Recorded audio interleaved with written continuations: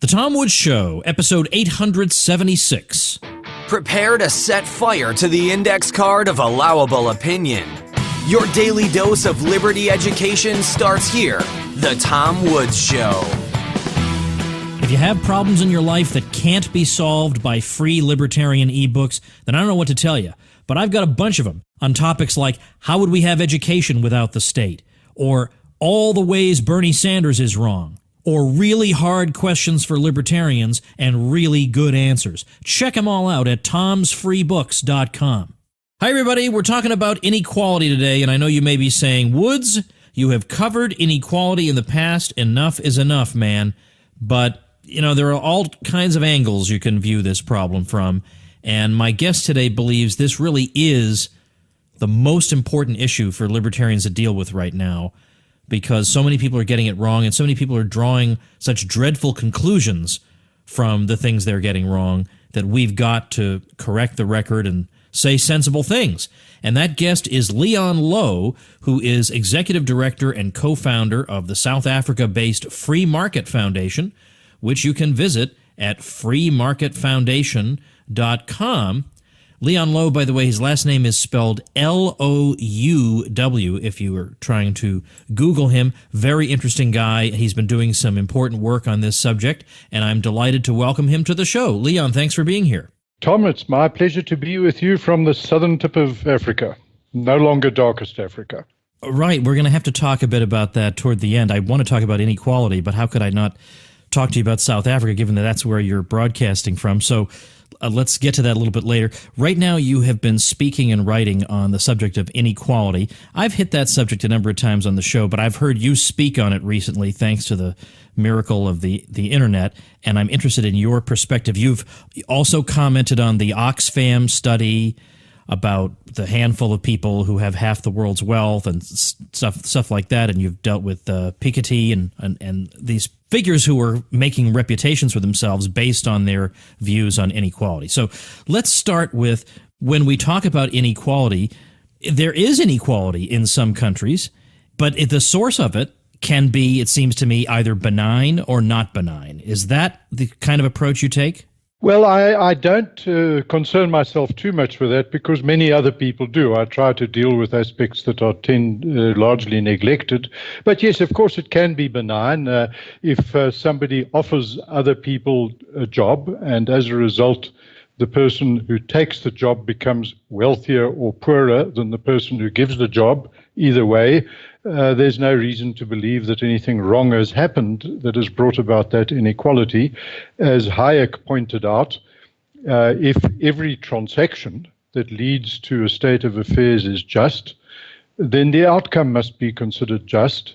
And so since no injustice is alleged by Piketty or Oxfam, they simply believe that an unequal outcome is by its nature somehow wrong and reprehensible and immoral without ever paying attention to how did that come about, and did those who are wealthier become wealthier in some way at the expense of or by assisting and serving those who didn't become that wealthy. They didn't actually become poorer, which we can go into. However, let me say that their premise is nonsense. When you use the word inequality, there's an assumption econometricians have generated, which is somewhat unfortunate, that the quantity of dollars determines the level to which we regard people as equal. Well, let's just pause for a moment. An ugly, old, mentally retarded, sickly man and a gorgeous, young, attractive, brilliantly intelligent woman, under what conditions would you call them equal? How you give them each $10, are they equal? And the answer is, of course, that equality of condition or quality of life or lifestyle is a much, much more complicated thing than the quantity of dollars one has or is presumed to have, which, apart from anything else in these studies by Piketty and Oxfam, is a lot of very, very wild assumptions they make. And frankly, I'm sorry to say, Tom, I don't want to be disrespectful about supposedly intelligent people like that, but what they generate is complete nonsense and twaddle, and needs to be, and doesn't need to be dignified by pretending that it's got some serious aspect to it. I think some of the argument that I can recall that you've made is similar to some things that I've tried to say. I really don't, I just can't bring myself to care about inequality at all. I just can't care about it because I think to myself, I'm doing reasonably well. It never occurs to me to think about people who have private jets and who live lifestyles that are completely alien to my own. It wouldn't occur to me to think about that. And if I did, I'd think, well, good for them. I would never tarry on that. I would never, ever think about it.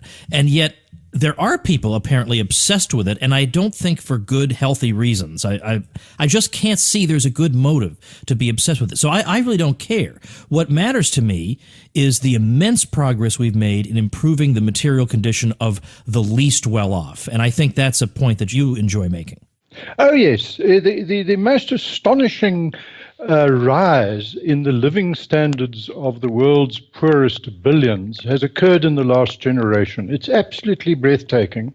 And not only that, but the closing of the gap between the rich and the poor has been also quite astounding as a result of two main causes, one of which I think you and I will both like. Technology has made it so that a poorer person has a much smaller gap in the quality of life with a richer person than was the case 20, 30, 100 years ago.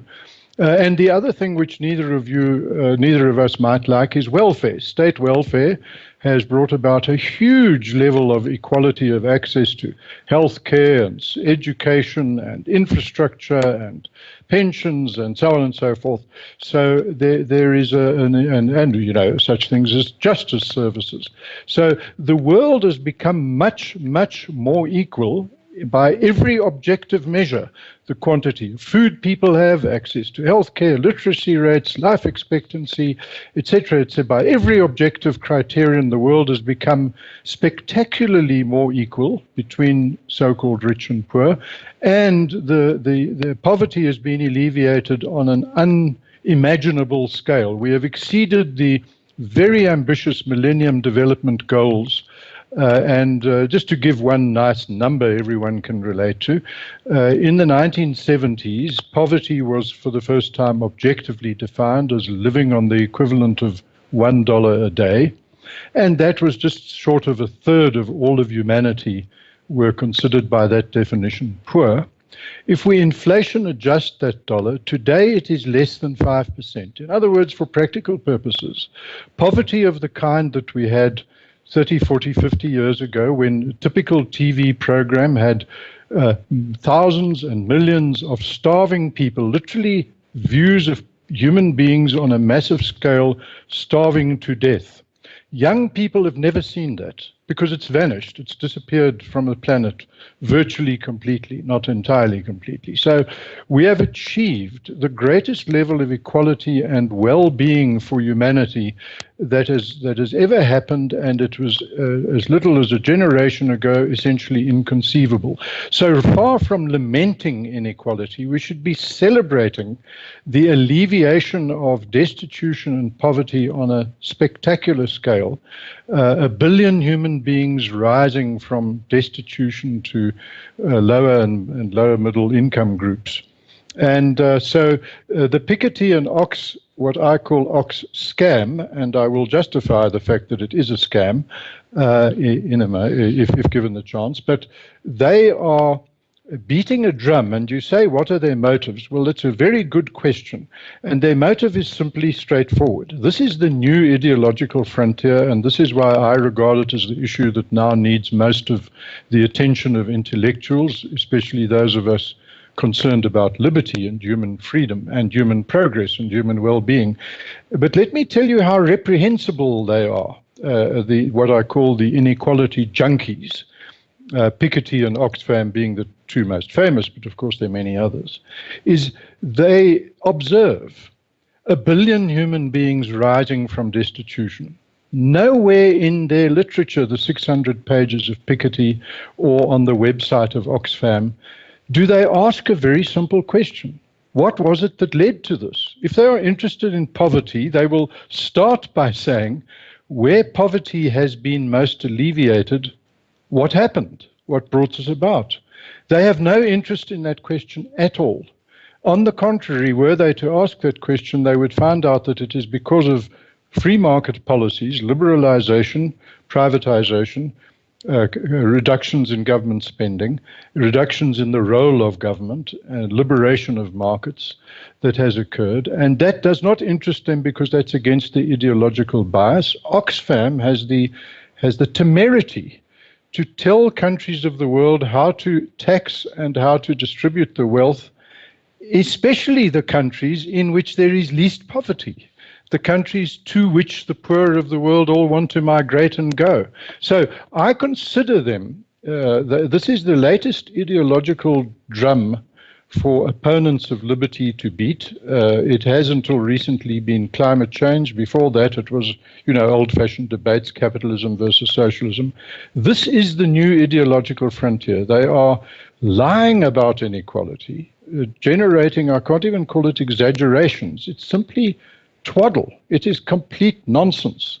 You mentioned, Tom, and I'm sorry if I'm carrying on too long and not giving you a space to come in here, but just quickly, the Oxfam or Oxcam saying that the 8 richest people in the world have as much wealth as the poorest 50%. Now, the source of that, I don't want to become too technical, is a study by Forbes magazine on listed equities of the so-called 8 richest people, and Credit Suisse's study of financial assets, tradable financial assets, and houses minus debt. You see, now, neither of those actually measure anybody's wealth. They might measure turnover, they might measure listed assets, and so on, but they don't measure wealth. But let's just do a simple calculation. The 8 richest, if you add up their assets on the Oxfam website, or Forbes magazine, it's $440 billion. Now, how much do you think the wealth of the poorest 50% of the world is? Well, if you use a simple measure like the quantity of possessions they have, because the Credit Suisse definition doesn't include tools and agricultural equipment and access to infrastructure and savings and pensions and motor cars and artworks and jewelry and other possessions. It includes the net value of privately owned houses. In other words, it includes no public housing, it includes no rental housing, and so on and so forth. So when you add up everything that's excluded, it turns out that the value of peanuts, just peanuts, listen to this, Tom, the value of the number of peanuts produced every year, that's not even all nuts, doesn't include walnuts and macadamias and others, but it's the nuts that the poor people of the world eat, happens to be roughly about 440 billion. In other words, the poor of the world have as many peanuts as those 8 richest people have. Now, when you start adding everything else, they also have cell phone, mobile phones, and clothing, and artworks, and jobs, and tools, and intellectual capital, education, literacy. It then gets to some extremely ludicrous numbers that those 8 people have something like 0.001%, and I've published and produced the numbers of the world's wealth. And that would be something like 0.01% of, say, the poorest 50, assuming they're very, very poor. They've got 1/10 of what the richest 50 have. So it's just, Tom, lies. You can't actually be polite about it. And, people like D.J. McGlosky have done scholarly critiques of Piketty, but been very, very kind to him. I want to give you just one example of a blatant lie that he tells. He says in his Capital in the 21st Century that the reason why government is not considered to have any capital, very strange assumption, think of governments around the world, he declares them to have no capital. He says, without providing a source, that this is because government debt exceeds government capital, government assets. Well, how does he know that? Governments don't have balance sheets, with one exception. There's only one. So he has no idea. No one has any idea. No one knows what governments own. But he just declares that to be so, which is just a blatant lie.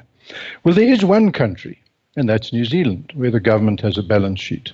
So I looked it up, and lo and behold, the government assets exceed government debt many-fold.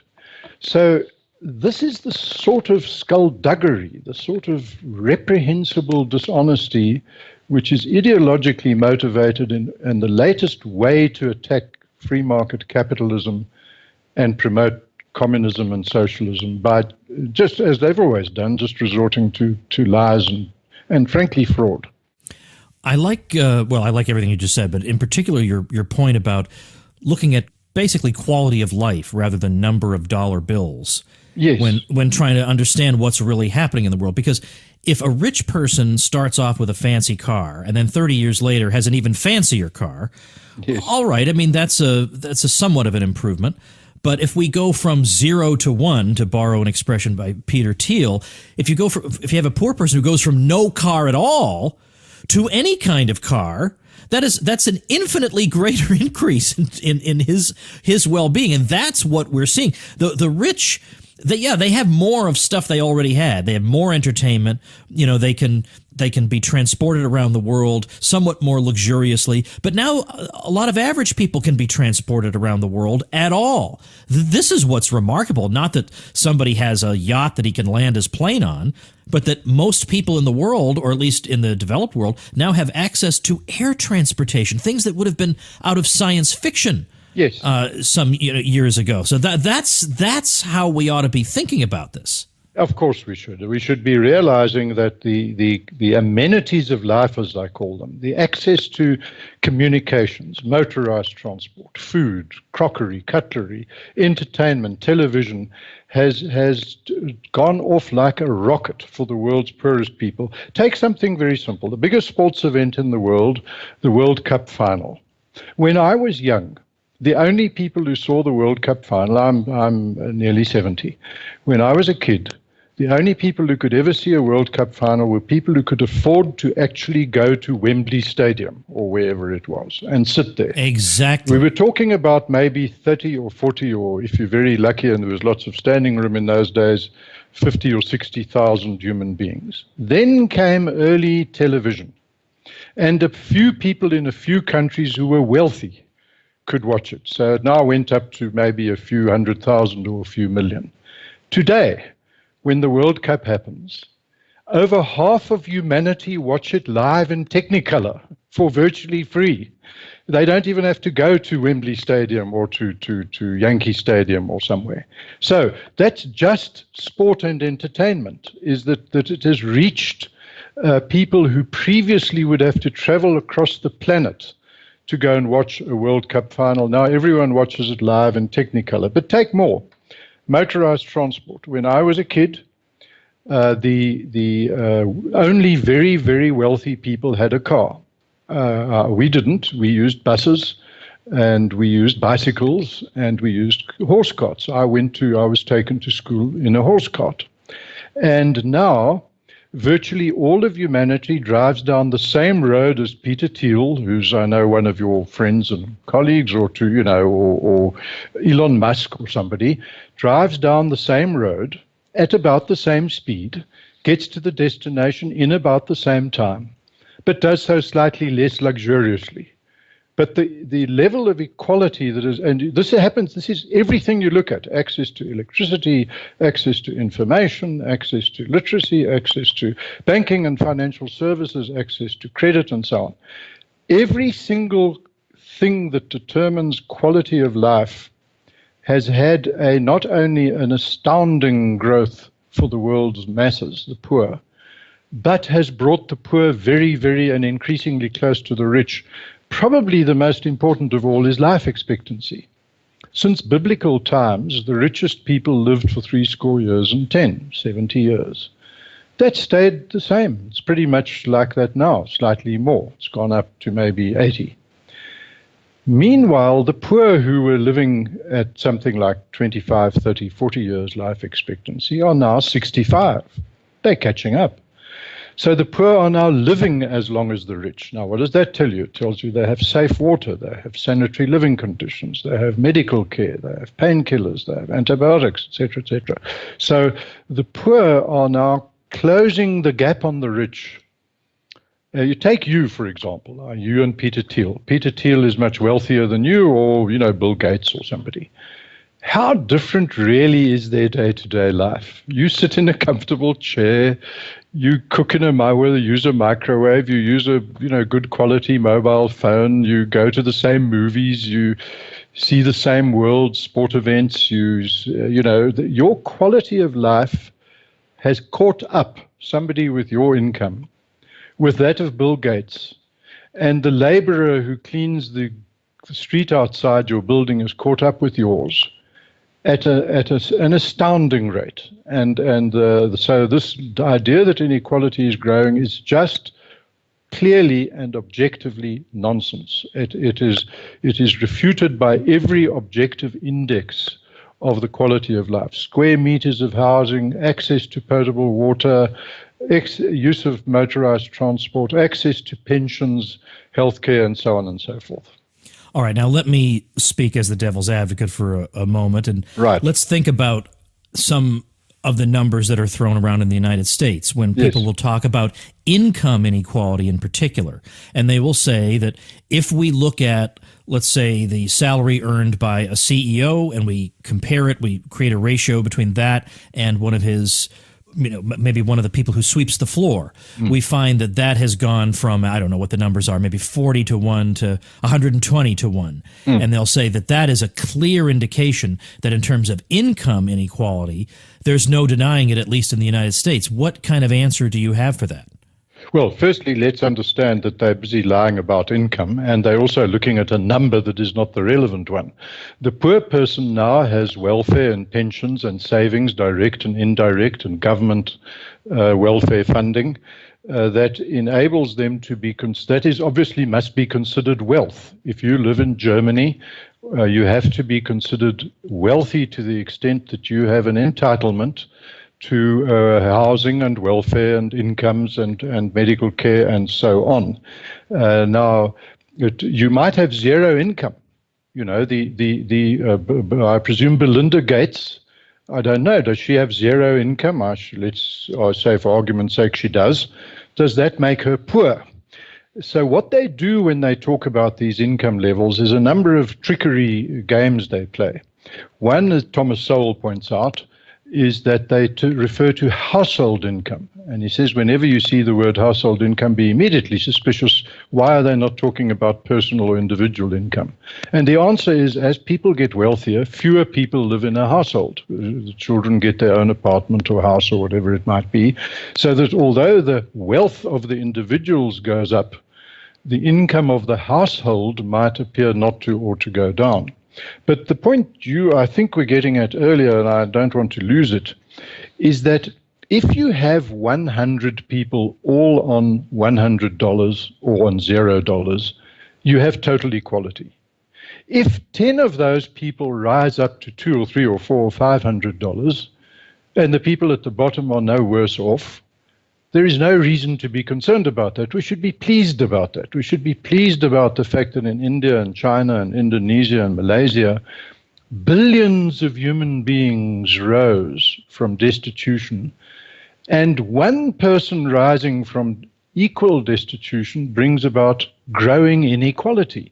Well, of course, if some people are getting wealthier, and they are doing no harm to those who are at the bottom, but those are also getting wealthier, but at a different rate.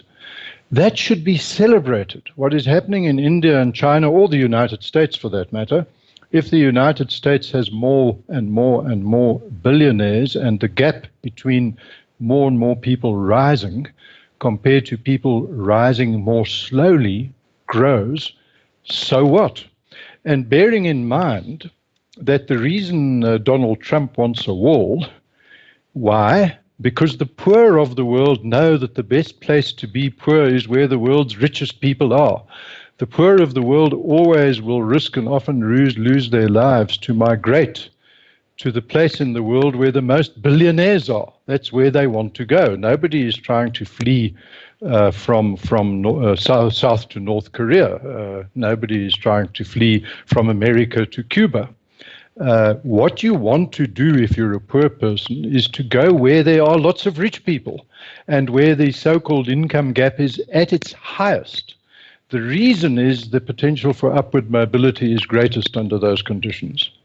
What about the potential counter-argument that you're not crediting the welfare state sufficiently for the increased access to medical care and the other things you mentioned? Well, firstly, I did, but this is an interesting paradox of socialists, people on the left, is they say they believe in a welfare state. They believe in a state doing more, in nationalization, government undertakings and projects and enterprises, government ownership of parks and wilderness areas and hospitals and schools and so on. Yet, when that gets achieved, interestingly, their own method of calculation suggests that there's more poverty. Let's put that very simply. Assuming you have a pure socialist system where the government owns and runs everything, it will appear as if there is absolute destitution, even though the people might actually be hypothetically well off, access to government goods and services. So socialists, strangely enough, contradict themselves when more of what they say they believe in is achieved. They then say that there's more poverty and more inequality. So they don't actually, interestingly, regard their own accomplishment as having achieved anything or having any value. Now, in this, actually, I agree with them. I think that what they strive for and achieve and have achieved is of very little value. I think it's of more value than socialists do. In their calculations, Piketty and Oxfam and others, they value their own accomplishment at zero. In fact, Piketty specifically says so. He says everything the government owns and does is worth nothing. That's how he reaches his absurd supposed levels of inequality, is by considering welfare to be worth nothing. So I am a hardcore free market Misesian, or even more pure than Mises libertarian. However, that doesn't entitle me to hide away from the fact that lots of what governments do is valuable to people. You know, obvious example is a courts system, a judicial, a policing, a road, an infrastructure, you know, a park.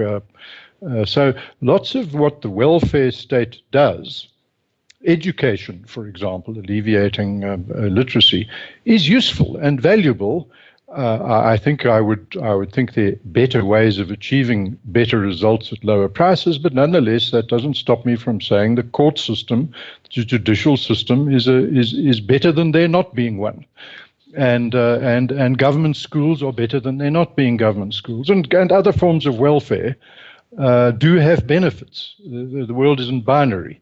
So those benefits I attach value to, interestingly, and the strange thing about it is that people like us, who aren't socialists, forget that it does have a very considerable value, and it should be added into the equality calculation. And the strange thing is we play right into the hands of the socialists when we appear to agree with them that socialism has no value, because that's how they do their calculations. They attach no value to what their ideology succeeds in achieving. I realize this is almost absurd to ask you to do, but given that we could obviously have a whole episode on it, but before we close, can you just say a few words about what politics is like these days, 2017 in South Africa? I bet my listeners have no idea. Well, I don't. Some of them are smarter than I am, and they do, but I sure don't. Okay, let me go and summarize it as best I can, but I will have to assume some sort of knowledge about the South African situation. The ruling party, the African National Congress, is actually not a party at all, but an alliance of the major trade union movement called COSATU and the South African Communist Party. That alliance governs South Africa, and that alliance was a very silly thing to perpetuate after apartheid was defeated, because it was an alliance against a common enemy, apartheid. where the parties to the alliance had nothing in common. Trade union movement should be an independent activity from the government of the day, as the Brits found out when the Labour Party parted ways with the trade union movement, and in other countries they never had that sort of alliance to start with. So it's very unstable. It's in crisis. It's terminal at the moment. And in the process of crisis, the governing alliance, which people call a party, is desperately trying to hold on to power. Now, one of the ways it's doing that is it is playing the race card. It is saying that white people still own everything, and there has been no what's called transformation, which really means racial transformation. In other words, black South African advancement. And here, incidentally, Tom, the discussion we've just had about inequality is 100% the same as the discussion in South Africa, where instead of there being inequality just of human beings, in South Africa it is inequality of races. And the rhetoric is, the meme is, that white South Africans still own everything and black South Africans have made very little progress. Now, that would be a very bizarre thing, as Thomas Sowell and Walter Williams and others have pointed out, to say that a black government, a democratic government, gets rid of the crime against humanity, apartheid, and it has no benefits for black people. Well, that's clearly and obviously nonsense. The benefits have been substantial. Black South Africans have advanced also amazingly from well below 1 million middle-class black South Africans when we became independent under Mandela in 1994, to now something like 6.5 million. In other words, there are now more middle-class black South Africans than the total white population. And yet, the rhetoric around here, like with Oxfam and Piketty, is there's more inequality, the poor are getting poorer, the rich are getting richer, and it is the same nonsense and the same doctoring of numbers. By every objective criterion, black South Africans have advanced amazingly. Life expectancy, literacy rates, access to housing, safe water, motorized transport, and all of the ways in which one measures quality of life. What has happened in the meantime is a formerly largely white party called the Democratic Alliance has grown substantially, and now, for example, the mayor of the city I'm speaking from, Johannesburg, is Herman Mashaba, a member of that party, and he was until recently my chairman of the Free Market Foundation, which is a hardcore libertarian think tank in South Africa. And and he is a libertarian. He calls himself one. So Johannesburg's mayor is now a libertarian.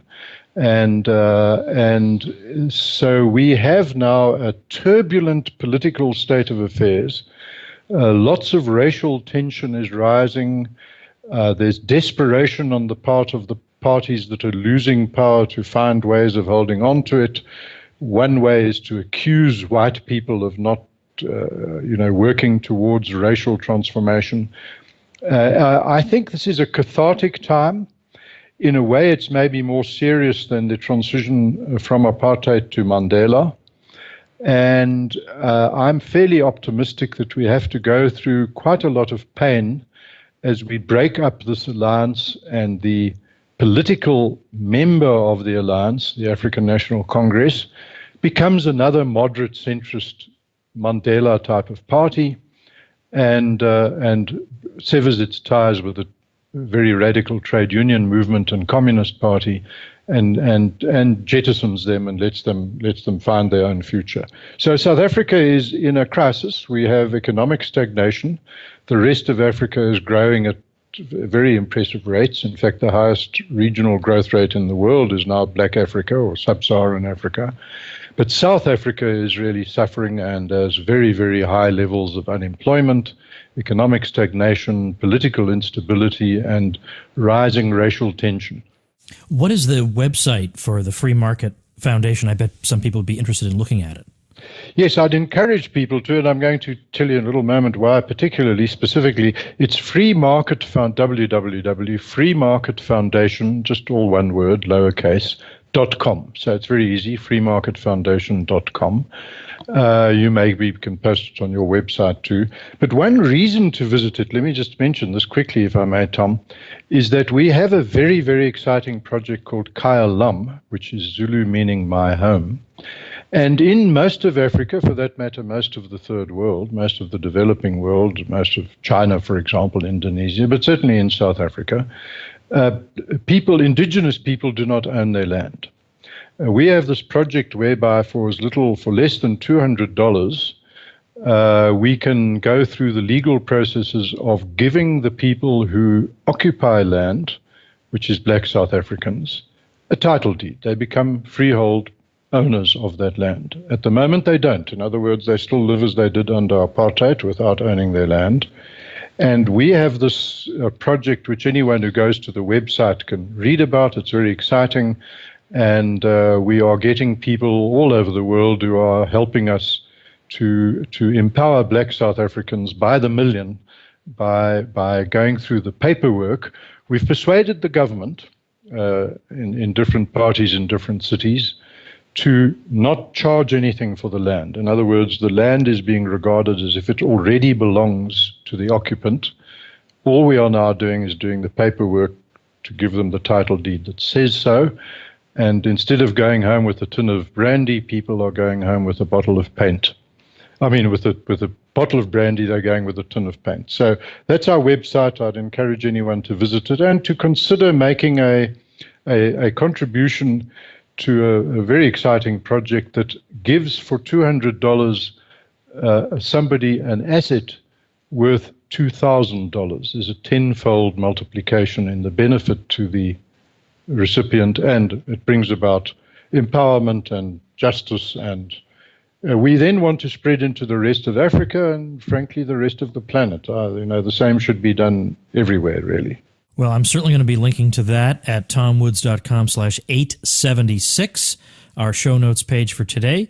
I would, when we finish up here, I'll get a link or two from you on your work on inequality while we await your book, which the world desperately needs. Thanks so much. My pleasure to be with you, and you do a great job, and it's a great honor for me to be your guest. I'm suitably honored.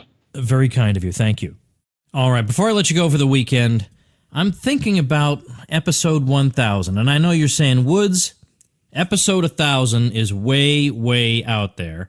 Why are you thinking now? Well, actually, by my calculations, I think it would be taking place around sometime in September.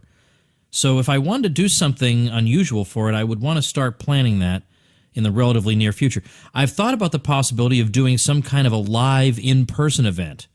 We record the episode live in front of an audience, but is that enough? I mean, would I fly a few guests in and I would interview them and then we'd all go home? I mean, it seems like I should do something more interesting maybe, but I'm totally without ideas on this. So if you have any suggestions, if you've thought about this, don't have your feelings hurt if I don't follow your suggestion, but if you have any ideas, I would welcome comments. I've got a page up at tomwoods.com/1000.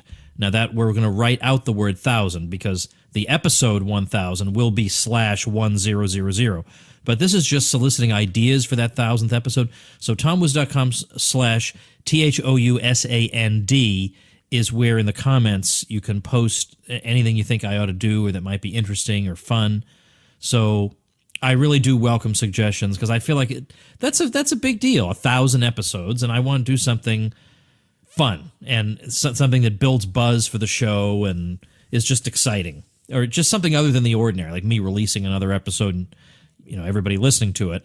So please, your suggestions would be most welcome. All right, if you are enjoying the show, consider becoming part of the elite as a supporting listener over at supportinglisteners.com. The private Facebook group I have for that group, by the way, is how I found out about Leon Lowe in the first place. So great bunch of people. You can join it at supportinglisteners.com. See you next week. Become a smarter libertarian in just 30 minutes a day. Visit tomwoods.com to subscribe to the show for free, and we'll see you next time.